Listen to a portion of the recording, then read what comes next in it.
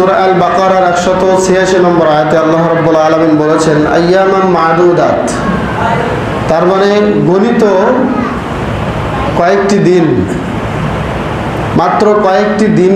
এই কথা বলে আল্লাহ রাব্বুল আলামিন বললেন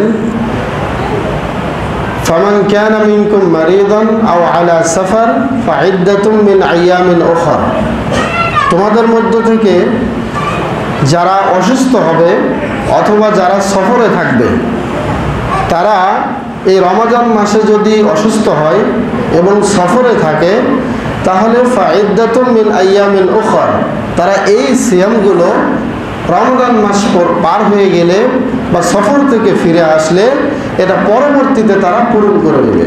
বলেন সুবহানাল্লাহ। এখন আমি আপনাদেরকে প্রশ্ন করি, এটি কি আল্লাহ আমাদের জন্য দয়া দেখিয়েছেন নাকি আরো কঠিন করেছেন?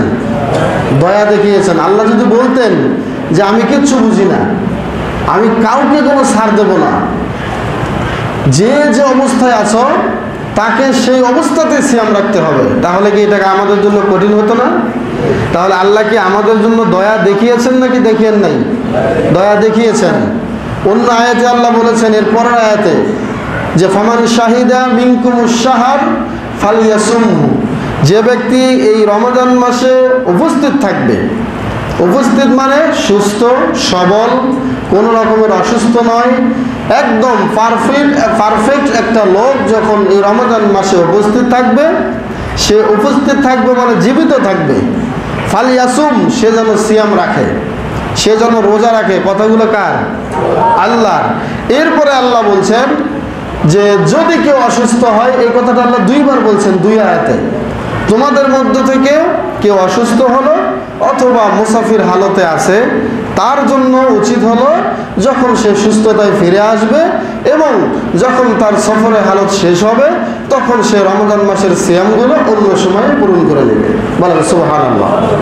এত সুযোগ থাকার পরেও যারা কিনা সিয়াম রাখে না, যারা রোজাকে কোনো গুরুত্ব দেয় না, তাদের ব্যাপারে কোরআনে আল্লাহ কোথাও শাস্তির কথা বর্ণনা করেন নাই।